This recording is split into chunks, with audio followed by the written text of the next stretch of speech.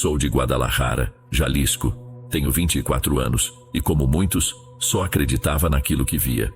Isso mudou em um sábado no começo deste ano. Naquele dia, saí para visitar uma amiga que mora perto de onde eu vivo. Mais tarde, alguns amigos dela chegaram também, já que eles sempre se juntam lá para conversar, beber umas cervejas e curtir um clima legal. Estávamos conversando, ouvindo música e, no geral, tudo estava bem tranquilo. Em um momento, olhei o relógio. Já eram 3 da manhã. Comentei com minha amiga Mônica que estava na hora de ir, mas decidi esperar por ela porque não queria deixá-la sozinha. Os amigos dela tinham saído para comprar mais cerveja naquela noite. Eu só bebi uma, e menciono isso porque sei que podem achar que tudo foi apenas delírio de quem bebeu demais. Quando os amigos dela voltaram, um deles trouxe para mim um pacote de batatas, as minhas preferidas. Sem pensar muito, coloquei o saco no para-brisa do meu carro enquanto estávamos ali encostadas. Depois de um tempo, me despedi e comecei a dirigir de volta para casa. Estava tudo normal até que percebi que o pacote de batatas ainda estava no para-brisa, no lado do passageiro. Como eu dirigia devagar, pensei, deixo para pegar quando chegar em casa. Não deve cair. O trajeto era curto e eu seguia sem pressa. Sempre achei essa área um pouco sinistra à noite, principalmente por ser bem escura. Há uma descida íngreme no caminho para casa, além de um posto policial e logo ao lado, um cemitério. As grades do cemitério são longas e não tão altas, permitindo ver algumas lápides. Por volta das 3 da manhã, o lugar estava completamente vazio. Até o posto de polícia estava fechado. Ao entrar nessa parte da estrada, onde o asfalto se transforma em pedras, reduzi a velocidade para cerca de 20 km por hora, como sempre faço. Já quase no fim das grades do cemitério, vi à distância 4 figuras se movendo de maneira estranha, como se estivessem saltando, lembrando o movimento de sapos. Não sei como descrever isso exatamente, mas quando pulavam, juntavam os tornozelos no ar, o que me pareceu muito esquisito. Reduzi ainda mais a velocidade e baixei quase toda a música. Os movimentos e as formas dessas figuras, ou seja lá o que fossem, me deixaram extremamente perturbada. Conforme me aproximei, consegui enxergar melhor e notei que eram pequenos seres. A única comparação que posso fazer é que pareciam pessoas pequenas, menores do que uma criança de 4 anos, talvez. Mas o mais bizarro é que continuavam saltando. Um deles, o que mais me aterrorizou, vestia algo semelhante a uma roupa de arlequim, e lembro que isso me chocou muito, porque me veio à mente a imagem de um arlequim branco de uma história que ouvi. Os outros usavam coletes verdes estranhos. À medida que eu me aproximava, reduzi a velocidade até quase parar, já que 3 dessas criaturas atravessaram a rua de repente. Levei um susto e pisei no freio bruscamente ao vê-los correndo para um terreno vazio do outro lado da rua, onde rapidamente desapareceram na escuridão. Quando voltei meu olhar para frente, algo estava em cima do capô do carro. Instintivamente fechei os olhos ao vê-lo tão perto, mas por um breve instante consegui vê-lo. Vi seu rosto. Dom, te juro, é a coisa mais horrenda que já vi na vida. Ainda hoje, cada vez que passo por aquele lugar amaldiçoado, me lembro dele. Era uma visão terrível, desfigurada, com um aspecto muito velho. Não sei nem como encontrar palavras para descrever. Foi tão assustador que, por reflexo, pisei fundo no acelerador. Quando abri os olhos de novo, percebendo o perigo do que fazia, vi que o saco de batatas que estava no para-brisa voou para longe, e eu não conseguia parar de pensar no que tinha acabado de acontecer, no que tinha acabado de ver. Mesmo que aquela coisa não estivesse mais lá, o rosto deformado ainda estava marcado na minha mente. De certa forma, eu continuava vendo-o. Desde o momento em que acelerei, não tive coragem de olhar pelo retrovisor e só consegui parar de sentir meu corpo arrepiado quando cheguei em casa. Rapidamente abri o portão com o controle remoto e estacionei o carro na garagem. Desliguei o motor, mas aquela imagem não saía da minha cabeça. A garagem estava extremamente escura, iluminada apenas pela luz da rua, e eu sabia que ao fechar o portão, essa luz sumiria completamente. Peguei o celular e acendi a lanterna, saindo do carro de maneira muito silenciosa, com a esperança de que, se aquela coisa estivesse por perto, talvez não ouvisse meus movimentos. Quando cheguei à porta de casa, o medo era tanto que minhas mãos tremiam, dificultando até girar a chave. Eu repetia mentalmente: "Foca, você precisa entrar. Aqui fora não é seguro." Finalmente consegui abrir e entrar. Assim que subi as escadas, encontrei minha mãe. Quando me viu, perguntou o que estava acontecendo, comentando que eu estava pálida. Contei que tinha visto algo horrível. Era minha mãe. Ela tinha que acreditar em mim. Se alguém fosse acreditar, seria ela. Descrevi cada detalhe do que havia acabado de acontecer, e conforme eu falava, meu corpo voltava a se arrepiar e um frio me subia pela espinha. Vi a surpresa no rosto dela, mas também uma preocupação genuína. Ela sentia o quanto eu estava apavorada com o que tinha visto. Sentia que meu medo era real. Para tentar aliviar a tensão, ou quem sabe me acalmar, ela sorriu e comentou que aquilo era o que eu ganhava por ficar na rua até tarde. Deu uma risada. Na hora fiquei um pouco incomodada com o que ela disse, mas depois refleti e pensei, talvez ela estivesse certa, não como uma crítica, mas como uma constatação. Desde então evito chegar tão tarde em casa por medo de encontrar aquelas coisas novamente. Obrigada por me ouvir. Não sei se essa história será tão assustadora para outras pessoas, porque sei muito bem que certas coisas só causam medo quando você as presencia. Quando você descobre que elas existem, sua vida nunca mais é a mesma. Espero que vocês nunca precisem temer os duendes.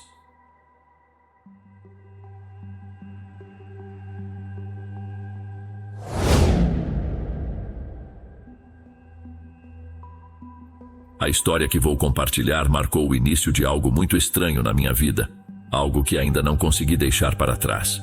Por razões que logo farão sentido, me permiti mudar alguns nomes de pessoas e lugares. Para começar, é importante dizer que eu nunca acreditei no sobrenatural. Contudo, depois do que aconteceu, comecei a questionar a existência de forças que vão além do que entendemos, pois o que vivi vai muito além de uma simples história. É algo que vem impactando diretamente minha vida. Tudo começou com a morte da minha avó, minha querida Lola. Ela era uma pessoa muito amada por muitos. Teve mais de 10 filhos, então hoje minha família materna é bastante numerosa. Mesmo que seja raro todos se reunirem, eu sempre tive dificuldade em comparecer aos encontros, tanto por causa da distância de Culiacán, quanto por minha agenda.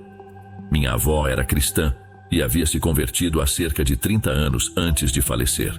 Ela frequentava a igreja com muita regularidade e por lá fez muitos amigos, sendo bastante querida pela comunidade. Tinha uma relação especial com ela, pois durante meus primeiros anos de vida foi praticamente ela quem me criou, já que meus pais estavam sempre ocupados com o trabalho. Por isso, minha família costumava brincar, dizendo que eu era o neto favorito dela. Não sei se era verdade, mas o que é certo é que havia um carinho muito forte entre nós. Quando recebi a ligação informando sobre a sua morte, senti uma tristeza imensa, que me deixou profundamente abalado por um bom tempo. Alguns meses após sua partida, decidi, como forma de homenagem, investigar um pouco mais sobre sua vida. Como sou historiador, sempre tive o costume de pesquisar o passado, seja de cidades ou de pessoas comuns. Então, comecei a entrevistar meus tios e tias, perguntando sobre as histórias da vida da minha avó. Durante essa investigação, descobri algo perturbador. Tanto minha avó quanto meu avô, a quem chamávamos de Pepe, haviam feito parte de um grupo ou culto bem estranho. Os tios mais velhos eram os que lembravam dessa fase, pois foram os únicos que viveram essa época antiga e obscura da nossa família. No entanto, isso aconteceu há muitos anos, e as memórias deles eram vagas, já que eram apenas crianças pequenas na época. Eles me contaram que, em uma das casas onde moraram durante um período de extrema pobreza, em um vilarejo nas montanhas entre Sinaloa e Durango, diversas pessoas costumavam visitar à tarde. Algumas eram conhecidas da região, mas outras vinham de povoados distantes ou até da cidade de Culiacán. Ao que parece, meu avô fez amizade com alguém que o introduziu a esse culto, e em algum momento ele começou a oferecer a própria casa como local para as reuniões dos meus tios. Variam um pouco, mas vários se lembram de que esses encontros aconteciam nos fundos da casa, em um quintal cercado pela vegetação densa, com o terreno delimitado de forma irregular por outras casas simples, espalhadas pelo vilarejo. Nesse quintal, meus avós tinham uma grande piscina de água, que usavam tanto para banho quanto para tarefas domésticas. Durante as reuniões, eles montavam uma estrutura de madeira com 7 degraus sobre a piscina, transformando-a em uma espécie de altar. Alguns dos membros desse grupo estranho chegaram a contribuir financeiramente para que meus avós construíssem um cômodo, uma espécie de câmara de madeira ao redor da piscina, onde realizavam os rituais mais secretos. Segundo o que meus tios me contaram, um dos principais rituais envolvia vendar os olhos de uma pessoa, que então era guiada por outra até a piscina. Faziam essa pessoa subir os degraus, e uma vez no topo, ela era deitada e mergulhada na água, como em um batismo. Um dos meus tios, que assistia às cerimônias em segredo, me disse que o mais bizarro acontecia depois, quando a pessoa submersa começava a falar com uma voz diferente, em outra língua, transmitindo mensagens de outro mundo. As lembranças dos meus tios são fragmentadas, e foi difícil convencê-los a falar sobre isso, pois o medo de relembrar era visível. Um deles me garantiu que, em certa ocasião, viu até crianças participando desses rituais, e se lembra de ter visto uma pessoa flutuando, enquanto estava deitada na piscina. Me contaram que meus avós ficaram nesse culto por alguns anos, mas ninguém sabe ao certo por que, de repente, pararam de participar, ou se meu avô continuou frequentando reuniões em outras casas de membros do grupo. Essa história despertou muito meu interesse. Era um lado da minha família que eu desconhecia completamente. Então, pedi aos meus tios que me dessem todos os detalhes possíveis que pudessem lembrar, para que eu pudesse juntar as peças e tentar entender o que era aquilo. Talvez fosse alguma antiga crença regional, ou algo mais conhecido, como a santeria, o palo mayombe, ou práticas semelhantes que costumam ocorrer em comunidades de outras partes do país. No entanto, estamos falando provavelmente dos anos 50, e me chamou a atenção que um culto desse tipo já existisse naquela região de Sinaloa nessa época. Um dos meus tios, ao tentar puxar pela memória com minhas perguntas, disse: "Olha, eu lembro que eram pessoas aparentemente normais. Anos depois, já adulto, encontrei alguns deles novamente em Culiacán ou em povoados próximos. Alguns eu sei o que aconteceu, pois eram conhecidos da família e sei que muitos tinham bastante dinheiro. Meu tio então mencionou vários nomes de pessoas do vilarejo, como se eu conhecesse todos eles. Mas, para minha surpresa, um nome se destacou. Dom Raul Guzmán, o deputado? Perguntei espantado. Ele mesmo, respondeu meu tio. Ele e alguns de seus irmãos iam nas reuniões. Eram mais jovens que seu Pepe, mas desde aquela época a família deles já tinha bastante prestígio na região, sendo de uma linhagem importante. Veja, pela minha profissão, eu lido com muitos políticos e reconheço nomes e sobrenomes de famílias influentes. Foi por isso que fiquei tão surpreso ao ouvir isso. Essa revelação ficou na minha mente e me deu ainda mais motivação para continuar investigando essas reuniões. Algumas semanas depois dessas conversas, eu tinha uma viagem de trabalho marcada para Culiacán, onde boa parte da minha família ainda vive.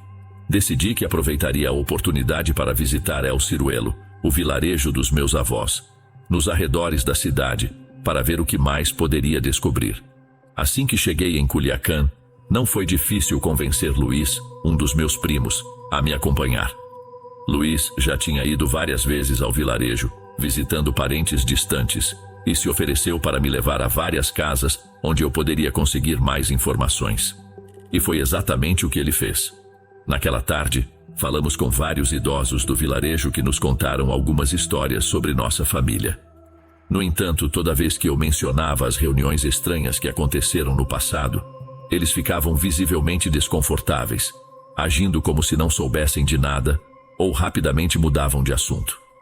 Percebi que não deveria insistir muito, principalmente por causa da idade deles, pois não queria deixá-los mais perturbados.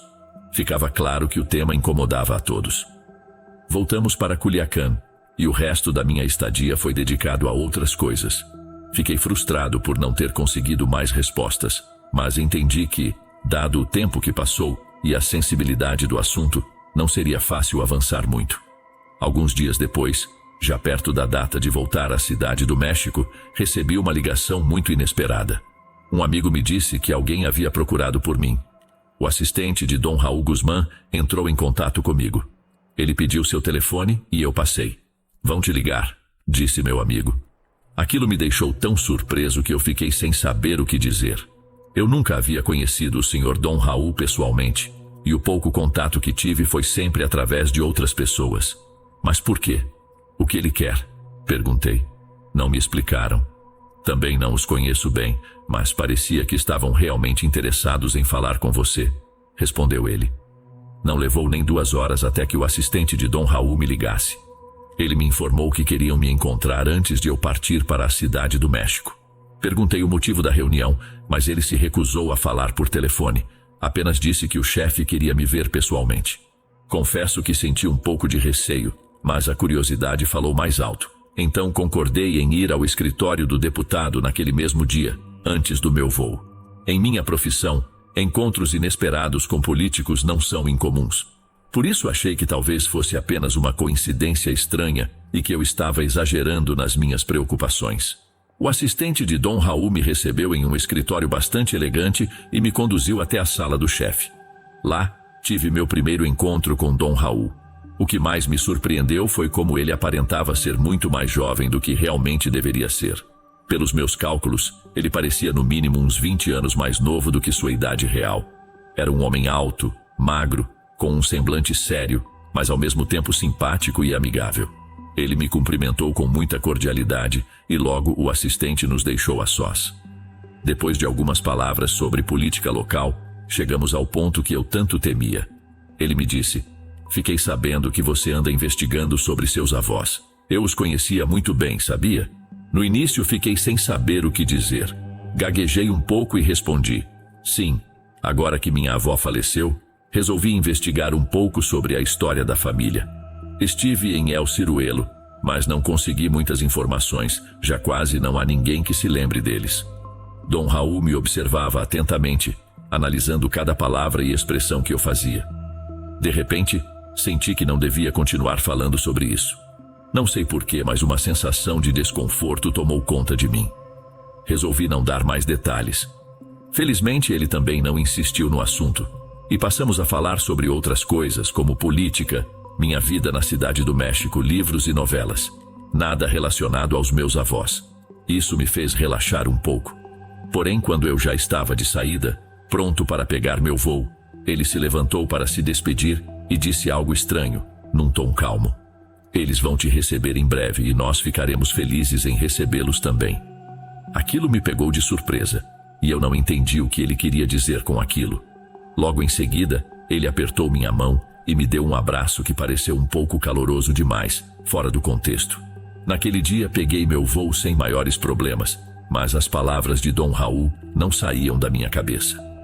À noite, já em casa, na cidade do México, não consegui dormir direito. Enquanto rolava na cama, percebi que meu corpo estava muito quente, como se eu estivesse com febre. Quando finalmente consegui dormir, algo muito estranho aconteceu. Uma sensação de desconforto me fez acordar e abri os olhos. Devia ser perto das 2 da manhã e parecia que havia fumaça no quarto. Tentei me levantar para ver o que estava acontecendo, mas percebi que por alguma razão eu não conseguia me mover direito. Estaria sonhando? Foi o que pensei no momento. Deitado, eu conseguia ver figuras humanoides no meio de uma névoa fina e branca que rodeava minha cama. Dava para distinguir o contorno de alguns rostos, mas o que mais me assustou foi a figura à frente da cama, que segurava algo como uma estátua bizarra, cheia de pontas. Aquela era a visão mais aterrorizante. Tentei levantar com todas as forças, mas meu corpo simplesmente não respondia. Queria acordar daquele pesadelo, mas tudo parecia tão real. Só consegui erguer um pouco a cabeça para olhar melhor os seres que estavam à minha frente. Fechei os olhos, acreditando que o único jeito era acordar de verdade. Meu coração começou a bater tão rápido que, de repente, consegui me livrar daquele transe. Levantei da cama ainda com aquelas imagens gravadas na mente.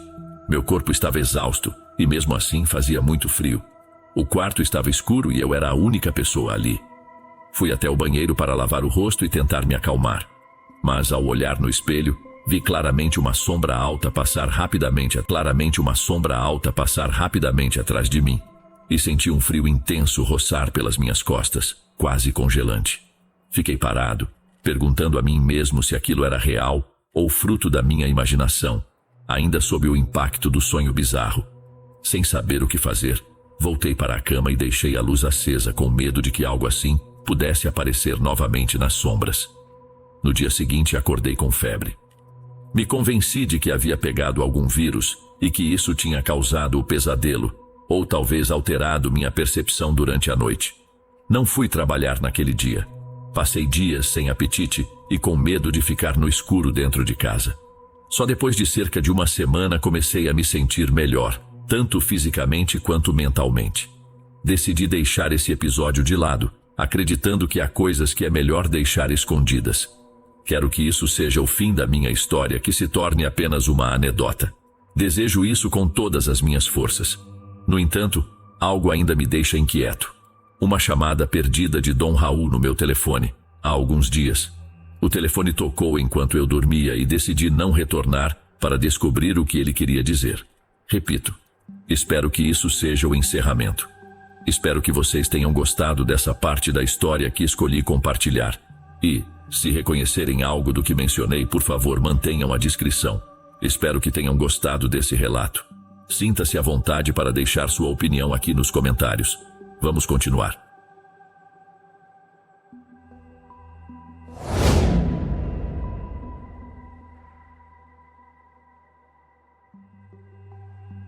Essa história se desenrola no dia 13 de novembro de 2017, quando meu avô, um homem de muita dedicação ao trabalho, foi ao bosque para buscar lenha para o churrasco que estávamos planejando com a família naquela noite.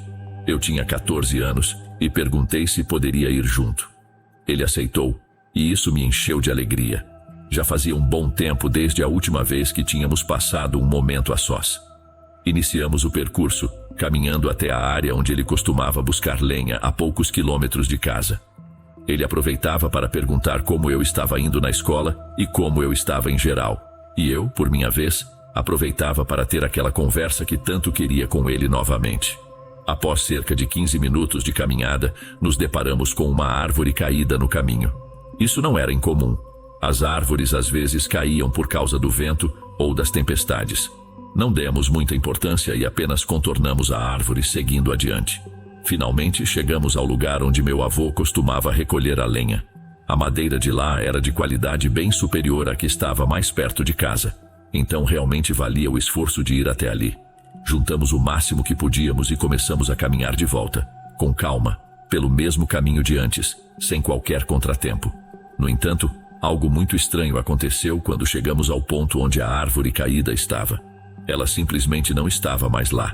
Na verdade, ainda estava, mas reduzida a cinzas, completamente consumida. Foi uma cena estranha. Não havia explicação para uma árvore desaparecer daquele jeito, sendo consumida totalmente em menos de 20 minutos. Quando passamos pela primeira vez, não havia nenhum indício de que poderia haver fogo. Eu tentei buscar conforto no olhar do meu avô, mas percebi que ele estava profundamente assustado. Seu rosto estava completamente pálido e ele mal conseguia falar. Perguntei o que estava acontecendo, mas ele se recusou a me dizer algo. Apenas mencionou que deveríamos nos apressar e evitou passar pelas cinzas. Caminhávamos por entre as árvores densas. Não me parecia a melhor ideia, mas decidi confiar nele. Levaríamos bem mais de 15 minutos seguindo por aquele caminho. De repente, meu avô me parou e pediu que eu ficasse em silêncio. Em seguida, fez uma pergunta que me deixou apreensivo. Você ouviu isso? O que, vô? Uma risada de mulher. Ele apertou firmemente o facão que usava para cortar lenha e me instruiu a ficar atrás dele. Eu não entendia o que estava acontecendo.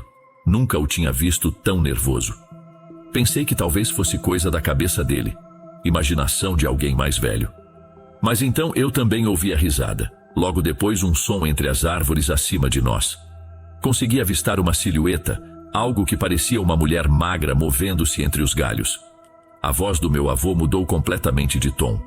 Ele disfarçou o nervosismo e gritou com firmeza, ordenando que quem quer que estivesse ali se mostrasse. O barulho entre as árvores cessou. Ela está ali, está vendo? Disse ele, fixando o olhar em um ponto entre os galhos. Mas eu não conseguia ver nada. Foquei minha visão tentando acostumar meus olhos à escuridão, até que sim, lá estava. Parecia uma mulher, mas a cabeça, apesar dos cabelos longos, pretos e muito sujos, a cabeça era a de um bode. Perdi o fôlego, caí para trás, incapaz de respirar. Ouvi algo se lançando entre as árvores em nossa direção e fechei os olhos, enquanto escutava meu avô grunhir e desferir golpes com o facão. Abri os olhos após alguns segundos e vi meu avô perseguindo uma silhueta na escuridão, golpeando com um galho grosso que carregávamos. Notei ao meu lado o facão dele, partido ao meio. Segundos depois, ele voltou correndo até mim, perguntando se eu estava bem. Respondi que sim, e ele mencionou que a criatura havia escapado, mas que tinha acertado um bom golpe no braço dela para ela aprender, disse ele. Ele me ajudou a levantar, pegamos a lenha que pudemos e corremos para casa. Lá, meu avô não comentou nada, não contou a ninguém, apenas deixou a lenha e se sentou para aproveitar a celebração, sem tirar os olhos do bosque. Eu, por outro lado, não consegui aproveitar a festa. No dia seguinte, à tarde, meu avô foi até um dos lugares do vilarejo onde costumava jogar bilhar. Quando estava se aproximando, percebeu algo estranho. Um grupo de pessoas estava ao redor de uma mulher sentada no parque, todas parecendo muito curiosas, comentando algo que havia ocorrido com ela. Meu avô prestou mais atenção e reconheceu a mulher do vilarejo. Porém, algo nela havia mudado. Ela não tinha mais um dos braços. A cicatriz parecia já estar cicatrizada. Mas o que realmente chamou sua atenção foi que o braço faltante era exatamente o mesmo que ele quase cortou da criatura que encontramos no bosque. Ele tentou ignorá-la e seguiu em frente para o salão de bilhar, mas logo foi interceptado por um menino que lhe disse que tinha um recado, sem mencionar de quem era. O garoto disse apenas que mandaram avisar que ele pagaria caro por aquilo.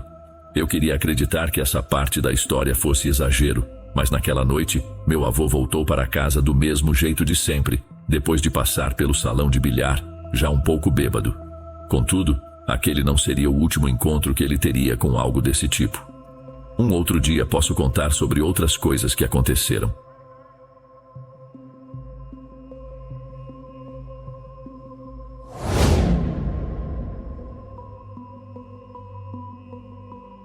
Desde que me entendo por gente, sempre estive em contato com o sobrenatural. Toda a família do lado da minha mãe, para ser honesta, pratica bruxaria. E é por isso que minha avó insiste que tenho esse dom no meu sangue. Ela conta que quando minha mãe estava grávida de mim, alguém fez uma leitura de cartas para ela. E os guias espirituais indicaram que eu seria um ser de luz, como minha avó costuma me chamar. Poucos dias antes de eu nascer, minha avó escutou vozes pelos corredores. Ela disse que parecia uma comemoração. Quando saiu para verificar, não havia ninguém em casa, e o barulho parou repentinamente. Quando eu tinha cerca de 3 meses, minha mãe começou a ver uma mulher sentada ao pé da minha cama. Ela ficava apenas me observando. Preocupada, minha avó fez outra leitura das cartas, e o que descobriu foi que essa mulher que minha mãe via era um espírito protetor. Alguns anos depois, comecei a ver coisas também. Lembro-me de ver uma mulher com os cabelos castanhos presos em um coque baixo. Ela sempre usava uma camisola de cor creme e aparecia à noite. Fui até minha avó várias vezes para contar o que estava acontecendo e o que eu estava vendo. Ela pediu que eu descrevesse a aparência da mulher, e ao ouvir minha descrição, me mostrou uma foto. A imagem coincidia perfeitamente com o que eu havia descrito. Era a mesma pessoa. Só então minha avó me contou que aquela era sua avó, ou seja, minha tataravó. Um dia, aquela mulher finalmente falou comigo. Ela trouxe mais notícias para a minha família. Não me recordo exatamente de suas palavras, mas lembro que ela falou de morte e tristeza. E de fato, alguns meses depois, meu tio-avô faleceu. Logo depois, tive um sonho em que minha mãe também morria. No sonho, estava nevando, e ela estava deitada em uma cama. Eu sabia que ela estava doente de câncer, pois seu cabelo começava a cair. Ela estava muito magra, sua pele parecia grudada nos ossos. Minha mãe me chamou para perto e disse: "Eu preciso ir. Estou muito doente. Te amo, minha menina." Depois disso, só vi a neve caindo no meu sonho. Eu sabia que ela tinha câncer, mesmo sem nunca ter ouvido falar dessa doença antes. Poucos dias depois, escutei minha mãe conversando com minha avó. Quando elas me notaram, silenciaram, já que era uma conversa de adultos. Então me aproximei e perguntei diretamente à minha mãe se ela tinha câncer.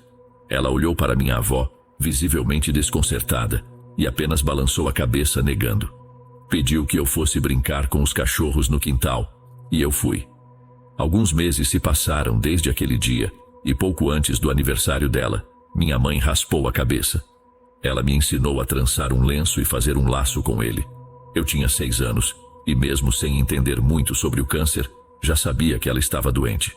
Depois que completei 7 anos, comecei a ouvir vozes que me atormentavam todos os dias. Minhas notas caíram e eu faltava muito às aulas porque precisávamos ir ao hospital com frequência. As vozes me impediam de me concentrar nos estudos. Também comecei a ver coisas que aparentemente não eram reais, como animais e pessoas que ninguém mais conseguia enxergar, nem mesmo minha avó. Ela me dizia que talvez fossem espíritos e que apenas eu era sensível o bastante para percebê-los. Minha mãe faleceu em novembro daquele ano. Infelizmente, eu já sabia que isso aconteceria. Tudo o que vi nos meus sonhos eventualmente virou realidade. Um dia antes de sua morte nevou. Minha mãe se despediu de mim com as mesmas palavras que havia dito no meu sonho. Hoje, tenho 15 anos e logo completarei 16. As mesmas vozes que ouvi antes de sua morte ainda me perseguem. A cada dia que passa, fica mais difícil ignorá-las. Essas vozes sempre aparecem nos momentos em que estou mais vulnerável e elas nunca cessam. Há alguns anos, parei de lutar contra minha natureza e a aceitei. Comecei a estudar bruxaria e também mergulhei no estudo da demonologia, algo que sempre me atraiu. Sinto que esse é o caminho que devo seguir, que essa é a luz de que falavam as cartas. Esta é a minha luz. Muito obrigada por realmente ouvir essa história. É isso sobre as histórias que contamos por aqui. Sim, elas assustam, mas muitas vezes também são tristes. No fundo, toda história de fantasma é uma história de ausências, de dívidas não pagas, de arrependimentos e da nostalgia do que já não está. Agradeço por ouvir, porque ao fazê-lo, vocês validam nossa forma de ver o mundo, que nos torna únicos. Se a intenção fosse apenas causar medo, já teríamos parado. O objetivo é contar as histórias para que permaneçam vivas, enquanto nós, as pessoas, um dia deixaremos de estar aqui. Se estiver gostando dos relatos, não esqueça de deixar o seu like. Bem, vamos continuar.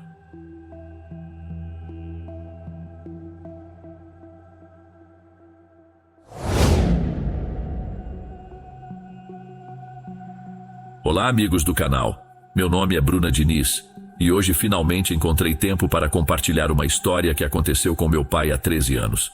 Antes de começar, quero dar um pouco de contexto. Sou de Durango, capital do estado de mesmo nome, no México. Minha família sempre morou aqui. Meu pai foi caminhoneiro a vida toda, viveu até os 50 anos e já faz 10 anos que ele faleceu.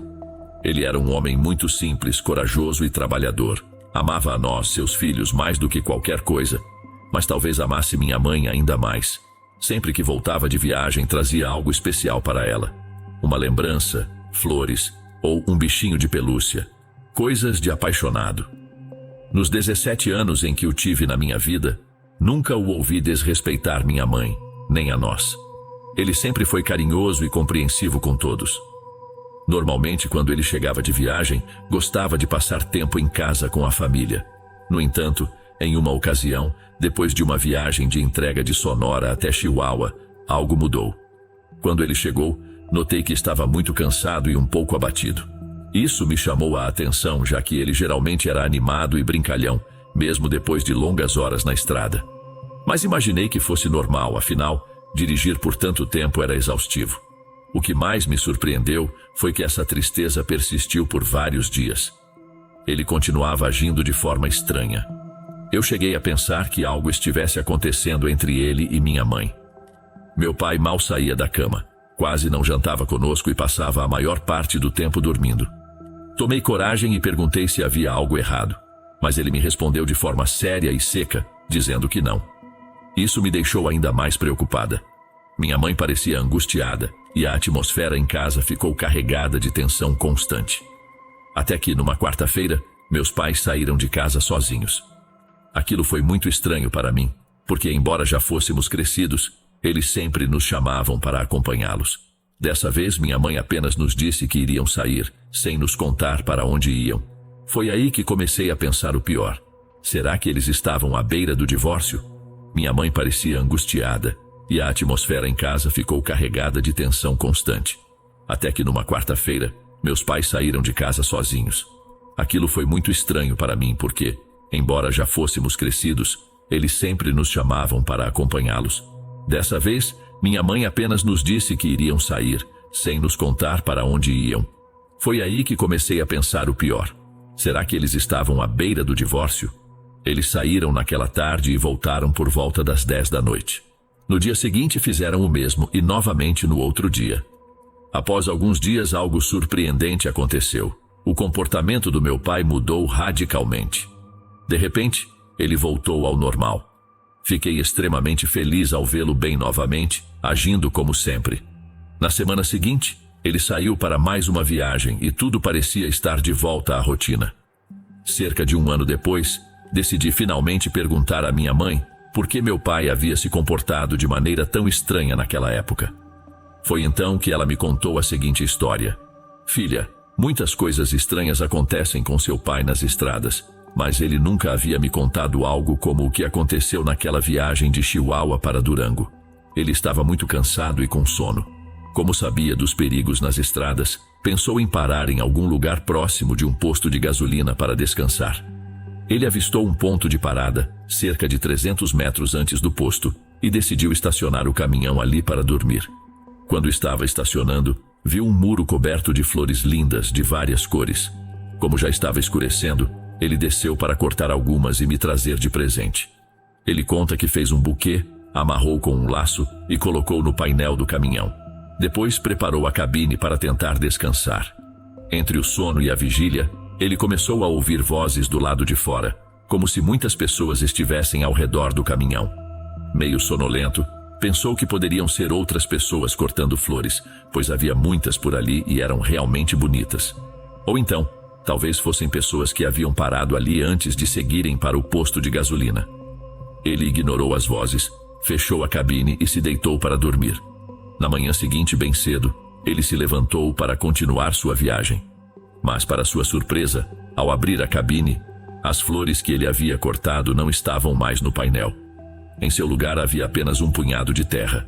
Desceu do caminhão e, ao olhar para onde antes estavam as flores, percebeu que nada mais estava ali. Não havia flores, nem muro e nenhum sinal de que algo assim tivesse existido. A única coisa que restava era um cemitério sem muros, exatamente no local onde ele havia estacionado sem perceber. Ele ficou paralisado por mais de uma hora. Quando finalmente se recuperou e sentiu que conseguia dirigir, foi até o posto de gasolina que havia visto na noite anterior, a 300 metros de distância. Lá, desceu do caminhão e perguntou aos frentistas se o cemitério estava ali há muito tempo. A resposta foi direta: sim, senhor, mas cuidado, nunca pare por ali. Coisas estranhas acontecem e já deixaram muita gente louca. Minha mãe diz que foi por isso que, quando meu pai chegou a Durango, estava tão sério e suas atitudes eram tão estranhas. De alguma forma parecia que ele nunca havia saído daquele cemitério. Quando meus pais saíam à tarde e à noite sozinhos, na verdade, iam para a igreja, onde o padre fazia orações por meu pai durante todos aqueles dias. Graças a essas orações, ele conseguiu voltar ao normal. Nunca souberam explicar o que aconteceu exatamente. Antes de continuarmos para o próximo relato, verifique se já está inscrito aqui no canal. Todos os dias, sem falta, eu trago os melhores relatos por aqui. Bem, agora vamos continuar.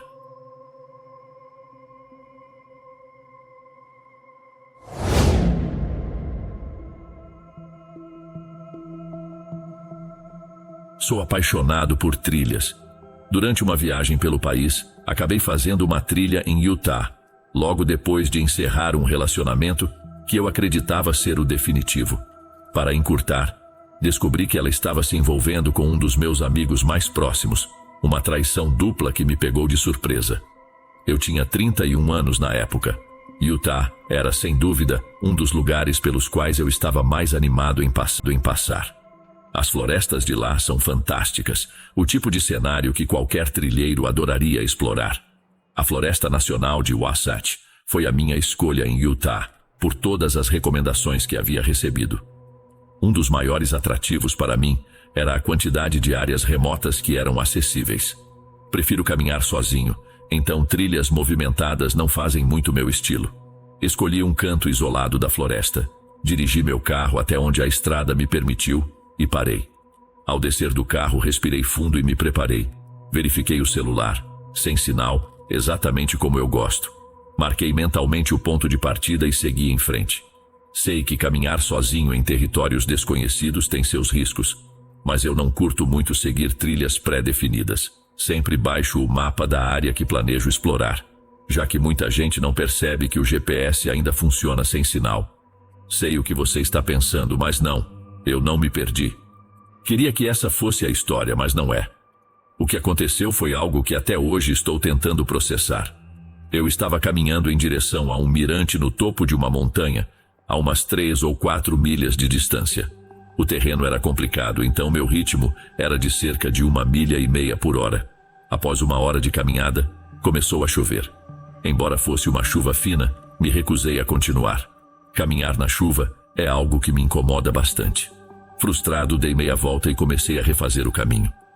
Quando finalmente avistei meu carro à distância, senti um alívio imediato, achando que essa trilha frustrante estava perto do fim. Mas ao chegar perto, fui surpreendido por uma cena terrível. Os 4 pneus estavam murchos. O medo começou a me dominar. Não havia como isso ter sido um acidente. Alguém fez isso de propósito. Olhei rapidamente ao redor, tentando vasculhar a floresta em todas as direções. Nada. Tentei escutar qualquer barulho, mas o som das gotas de chuva batendo nas folhas e nos arbustos abafava qualquer outro ruído. As opções eram limitadas. Sem sinal no celular, estava basicamente preso. Precisava achar um lugar com sinal para pedir ajuda, mas, pelo que me lembrava, o último ponto com sinal estava a mais de 20 milhas estrada abaixo. Caminhar até a civilização parecia exaustivo. A única solução seria encontrar um lugar mais alto. Felizmente, o destino original da minha trilha era exatamente isso. Não me senti seguro em seguir pela estrada, onde estaria completamente exposto. Sem pensar 2 vezes, me virei de volta para a floresta e comecei a caminhar novamente. Quase na metade do caminho comecei a ouvir um farfalhar suave atrás de mim, a uns 40 metros de distância. O som acompanhava o ritmo dos meus passos, como se algo ou alguém estivesse seguindo o mesmo compasso. Não quis olhar para trás. Simplesmente acelerei o passo, tentando me convencer de que era só outro trilheiro mais rápido. O sol estava começando a se esconder, deixando a floresta com um ar ainda mais sombrio. A chuva ainda caía, e eu me sentia cada vez mais apreensivo. Quando senti que estava distante o suficiente, arrisquei uma rápida olhada por cima do ombro. Nada. Mas sabia que alguém ou algo poderia estar escondido atrás de uma das inúmeras árvores. Por fim, alcancei o topo da montanha. Por sorte, havia sinal lá em cima. Eu não perdi tempo nem mesmo para contemplar a vista. Liguei para a polícia, descrevi a localização exata do meu carro e relatei tudo o que havia acontecido, inclusive a sensação de estar sendo seguido. Também mencionei ao atendente que eu tinha assistência da AAA, que, caso você não saiba, é uma organização que oferece serviços de assistência automotiva, como reboque e reparos de emergência. Desliguei com um certo alívio, sabendo que alguém sabia onde eu estava. Mas havia um problema óbvio. Eu precisava voltar pela floresta antes que anoitecesse por completo e, de alguma forma, evitar quem quer que estivesse me seguindo. Caminhar em linha reta seria um erro enorme, algo que poderia me colocar diretamente em perigo. Pensei por um momento e decidi que a melhor opção seria fazer um grande arco até meu carro, assim evitando possíveis armadilhas. Segui paralelo ao penhasco por um tempo antes de adentrar a floresta por outro ângulo. Não conhecia essa área tão bem, então abri o mapa no meu celular, torcendo para que minhas habilidades de navegação não falhassem. Por um tempo, tudo correu bem. Não havia sinais estranhos ou sons anormais ao meu redor. No entanto, não demorou nem 30 segundos para que isso mudasse. Ouvi o estalo de um galho à minha esquerda. Olhei rapidamente, mas não vi nada. Poucos minutos depois, outro som, desta vez diretamente atrás de mim, fez meu coração disparar. Foi então que percebi que não estava sozinho. Havia mais de uma pessoa me cercando. Apressei o passo, aumentando para um trote leve. Justo quando achei que as coisas não podiam piorar, me deparei com algo que fez meu pânico subir de 5 para 10. Um acampamento improvisado, bem escondido na floresta. Cerca de 12 troncos estavam dispostos em círculo em torno de uma fogueira, que claramente havia sido usada recentemente. Eu estava no território de alguém. Dei a volta no acampamento e continuei correndo, lançando olhares rápidos para trás de vez em quando. Poucos minutos depois, ouvi um barulho à minha direita. Virei rápido o bastante para ver apenas o pé de alguém desaparecendo atrás de uma árvore. Aquilo foi a gota d'água. O que antes era um trote leve, virou uma corrida desesperada pela floresta. O barulho que eu fazia não me importava mais. O que eu queria era sair dali o mais rápido possível. Os sons ao meu redor começaram a aumentar, e logo percebi que estava sendo perseguido. Eles nem se preocupavam em disfarçar. Continuei correndo sem coragem de olhar para trás, mas em um momento não resisti e olhei por cima do ombro. Contei pelo menos 6 pessoas, todas vestidas de branco, correndo na minha direção. O medo me impulsionava e eu sabia que meu carro estava perto. Aqueles minutos foram os mais aterrorizantes da minha vida. É como sentir a exaustão tomando conta, sabendo que você não pode parar, porque sua vida depende disso. Finalmente avistei meu carro e, para minha sorte, vi também um policial parado ali perto. Corri até o carro dele e me curvei, quase vomitando, antes mesmo que ele tivesse tempo de dizer qualquer coisa. Quando me virei para olhar de novo, as pessoas que me perseguiam tinham desaparecido. O policial mencionou que já tinha chamado a assistência, algo pelo qual eu fui eternamente grato. Fiz um relatório completo para a polícia, e o que ele me disse foi inquietante. Utah abriga a maior população de Mormons do país, e aparentemente não é raro encontrar pessoas estranhas nas áreas não demarcadas das florestas. A área que eu estava explorando tinha uma história antiga, especialmente relacionada a cultos e grupos religiosos. O policial disse que eu provavelmente topei com um desses grupos e que foi imprudente explorar uma parte aleatória da floresta. Olhando para trás, talvez ele tivesse razão. No entanto, ainda me pergunto por que, se estavam tão incomodados com minha presença, não me pediram para sair. Não consigo entender o motivo de me seguirem e me caçarem pela floresta, ainda mais depois de sabotarem meu carro. Esse evento é algo que até hoje não sai da minha cabeça.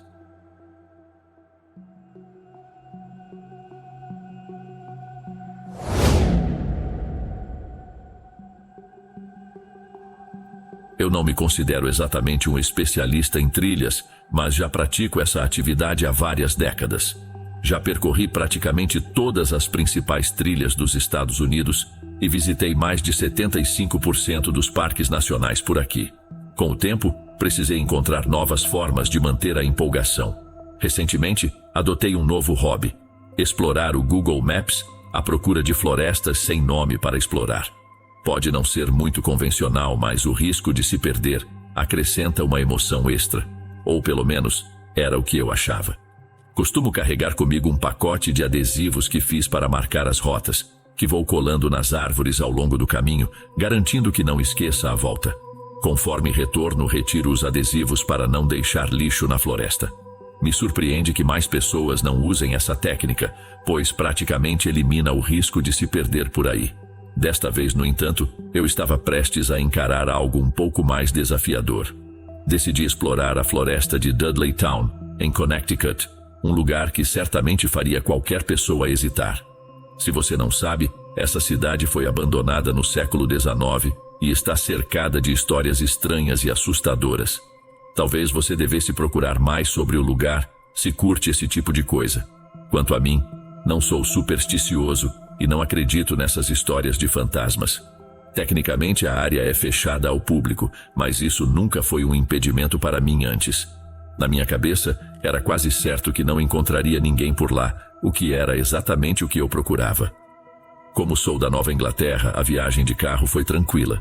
Cheguei à floresta por volta do meio-dia para garantir que o sol não se pusesse antes de eu concluir a caminhada. Minha primeira impressão foi assustadora, para ser sincero. Tinha ouvido dizer que o lugar era assustadoramente silencioso e fiquei surpreso ao descobrir que isso era verdade. Você não percebe o quanto os sons de uma floresta são importantes até que eles desaparecem. É como estar num quarto escuro, ouvindo apenas a sua própria respiração. Foi assim que me senti. Para ser sincero, o fenômeno do silêncio não era algo completamente novo para mim. Já estive em florestas onde não havia animais. Continuei caminhando, colando meus adesivos nas árvores enquanto avançava, tentando afastar a sensação estranha que aquele lugar me causava. A cada passo eu esperava encontrar algum animal ou pelo menos um sinal de vida, mas não tive sucesso. Depois de um tempo, percebi que estava tão desconfortável que comecei a torcer para encontrar alguém. Logo depois, no entanto, o silêncio parou de me incomodar. Pela primeira vez desde que havia entrado na floresta, senti uma paz repentina. Mas essa tranquilidade não durou muito. De repente, ouvi um som que fez o desconforto voltar com tudo. Era um lamento, um gemido que lembrava o som de um animal ferido. Essa é a melhor maneira de descrever. Até hoje, ainda me sinto confuso ao tentar explicar. O que tornou isso especialmente assustador é que aquele era o único som em toda a floresta. Parei para escutar, tentando descobrir o que poderia ser. Nunca havia ouvido algo parecido antes.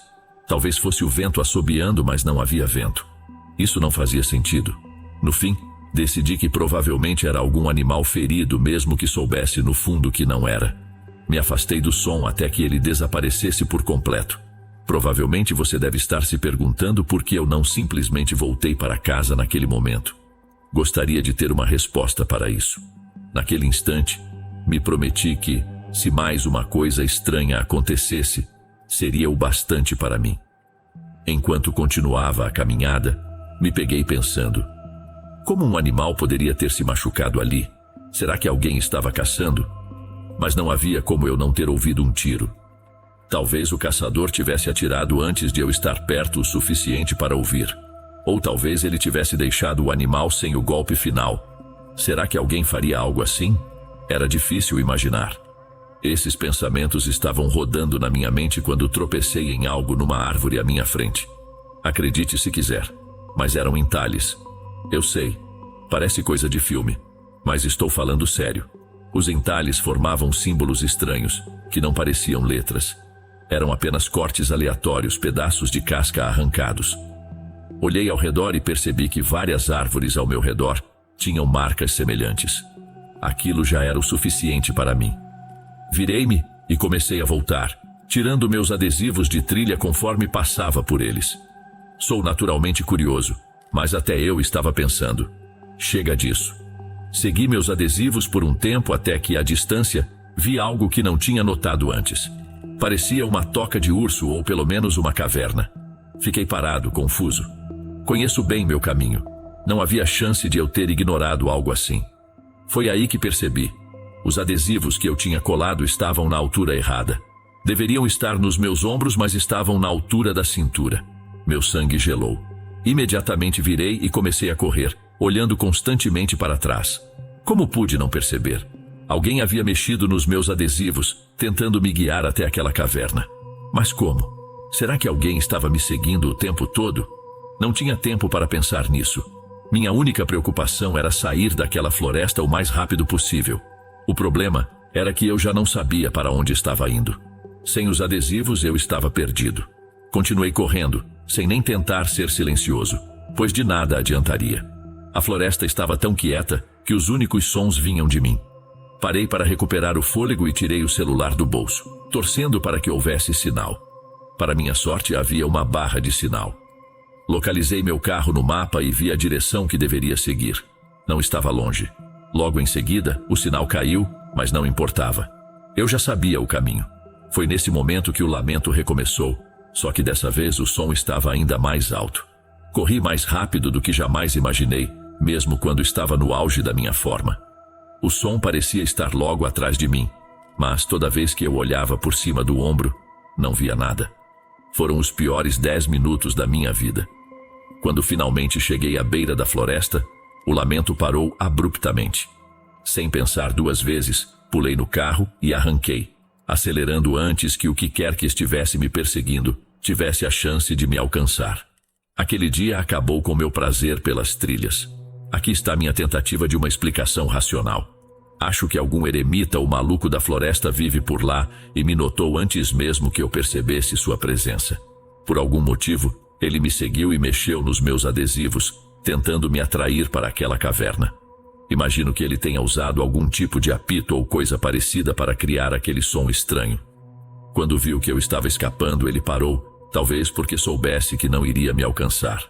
Claro, sei que essa teoria tem falhas. Como alguém conseguiria soprar um apito por tanto tempo enquanto corria a toda velocidade? Estou aberto a outras sugestões de explicações. Gostaria de ler a sua aqui nos comentários. Talvez, de fato, exista uma razão legítima para aquela floresta ser fechada para civis. Bem, vamos continuar.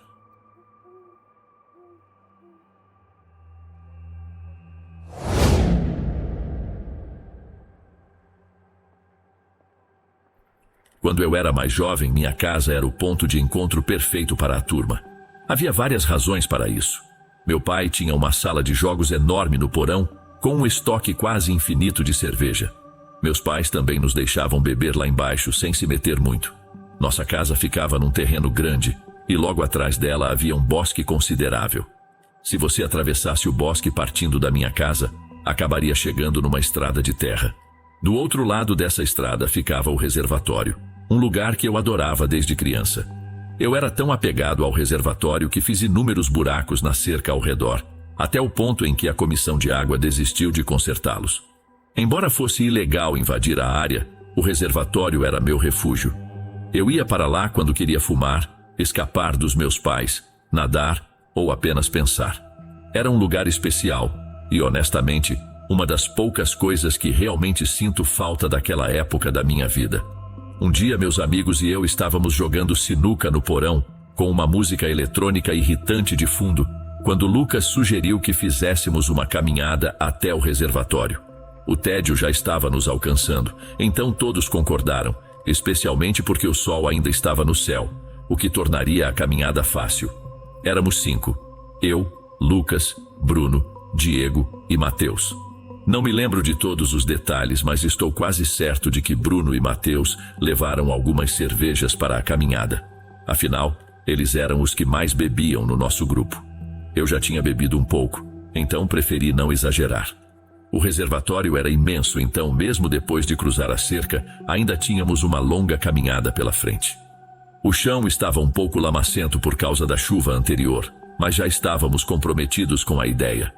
Costumávamos relaxar em um penhasco no lado mais próximo, então seguimos naquela direção. No entanto, depois de um tempo, decidimos caminhar até o lado mais distante do reservatório.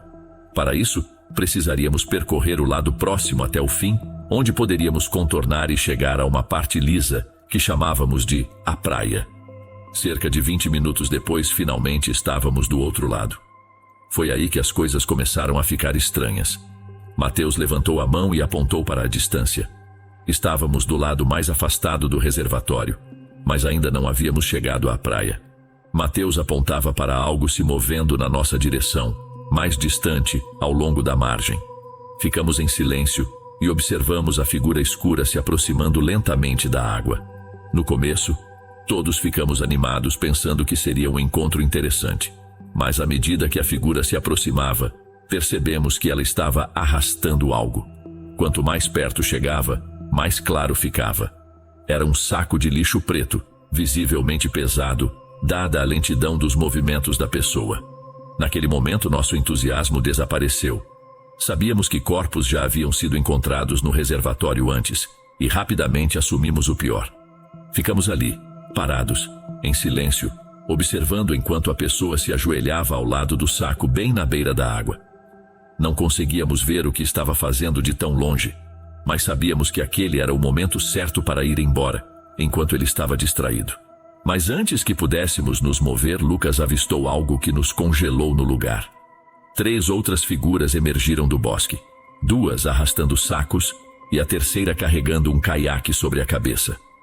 Sinceramente, comecei a me sentir mal com aquilo tudo. Morando a apenas 10 minutos de uma das cidades mais perigosas dos Estados Unidos, não era difícil imaginar que o que estávamos vendo poderia estar relacionado a alguma gangue. O primeiro homem entrou no caiaque, enquanto os outros 3 ajudaram a colocar um dos sacos no colo dele. Remou até o meio do reservatório e assistimos o saco de lixo desaparecer sob a água. Ele voltou para a margem e repetiu o processo mais 2 vezes, e como o celular tocou. O toque cortou o silêncio como uma faca, e nervoso, não consegui silenciá-lo rápido o suficiente. Os 4 homens pararam e viraram na nossa direção, e foi nesse momento que começamos a correr. E assim a paz que o reservatório costumava me trazer desapareceu para sempre. Bruno olhou para trás e gritou que eles estavam nos seguindo. Aquele foi, sem dúvida, o momento mais aterrorizante da minha vida. Correr em uma floresta já é difícil, mas somado ao medo de morte, se torna impossível. Corremos de volta pela margem, cortamos caminho pelo bosque e voltamos para a cerca. Não sei se foi o nervosismo ou o álcool, mas naquele momento eu simplesmente não conseguia lembrar onde estava o buraco. Cheguei à cerca primeiro, com os outros logo atrás, e todos começaram a entrar em pânico quando me viram vasculhando desesperadamente, tentando encontrar a passagem. Corremos ao longo da cerca e eu estava quase pronto para desistir quando Bruno gritou apontando para a frente. O buraco estava a poucos metros. Corremos para lá e enquanto eu ajudava Lucas a passar, ouvimos o som de um galho quebrando não muito longe. Sabíamos que eles estavam perto. A perseguição não terminou ali. Corremos pelo bosque até chegarmos ao meu quintal. Mateus ligou para a polícia e contou o que havia acontecido. Disseram que uma viatura estava a caminho. Eu sabia que íamos levar uma bronca por invasão, mas naquele momento isso não me importava. Meus amigos estavam aliviados por estarem seguros, mas eu não conseguia relaxar. O caminho do reservatório até minha casa não era longo, e eles poderiam facilmente seguir nossas pegadas pela trilha. Eventualmente a polícia chegou e escutou o que tínhamos para contar. Eles vasculharam minha propriedade em busca de sinais de que poderíamos ter sido seguidos, e meu estômago revirou quando encontraram algo. Havia um conjunto de pegadas enlameadas que iam até a cerca do meu quintal. Quando os policiais me perguntaram se eram nossas, eu neguei. Afinal, por que eu pularia a cerca do meu próprio quintal? Felizmente, eles não encontraram ninguém escondido por lá e foram embora, prometendo me manter informado sobre a situação no reservatório. Para minha surpresa, cumpriram a promessa. Alguns dias depois, a polícia retirou 3 corpos do reservatório. Não foi surpresa.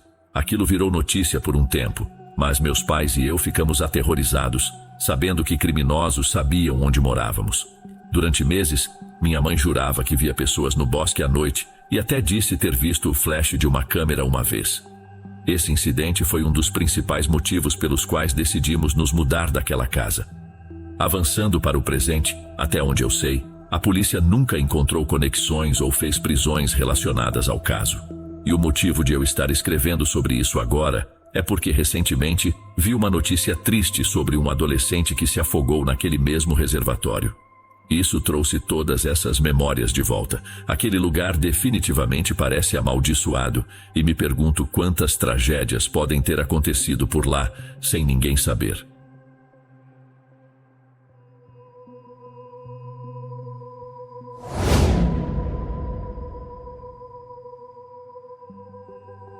Eu cresci ouvindo histórias sobre fantasmas, mas nunca imaginei que viveria algo tão de perto. Desde que me lembro, desde os meus 8 anos, vejo coisas que nem todos conseguem ver. Hoje tenho 29 anos, e isso já faz parte da minha vida há mais de 20 anos. Não é como as pessoas costumam descrever. Eu não vejo vultos ou fumaças no ar.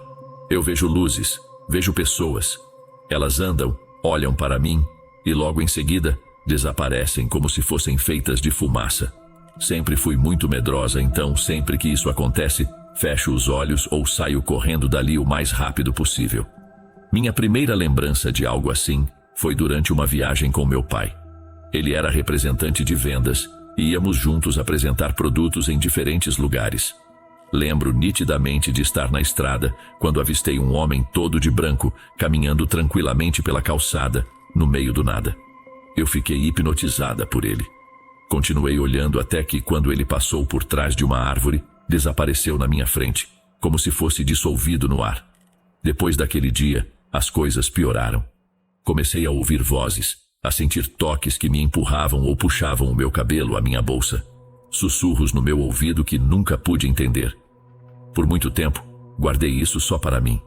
Não contei a ninguém, nem mesmo a minha família. Tinha medo de que pensassem que eu estava louca, que ririam de mim. Minha família, sendo católica, nunca foi muito aberta a acreditar nessas coisas. Eu estava sozinha nisso. Foi só aos 15 anos que algo mudou. Estava em casa, sozinha, assistindo clipes na MTV, quando vi pelo reflexo do espelho meu avô. Ele tinha falecido quando eu tinha 11 anos. O pavor tomou conta de mim. e corri desesperada para a casa da minha tia. Quando cheguei lá, estava mais branca do que o próprio fantasma que eu acabara de ver. Não pude mais esconder. Tive que contar. E não foi só sobre meu avô. Revelei tudo o que eu já tinha visto e vivido. Poucos acreditaram em mim, a maioria riu. Ninguém sabia o que fazer, como lidar com aquilo. Minha família, mesmo não sabendo como, tentou me apoiar, mas continuava sem respostas. As coisas mudaram de novo quando meu pai faleceu há cerca de 15 anos.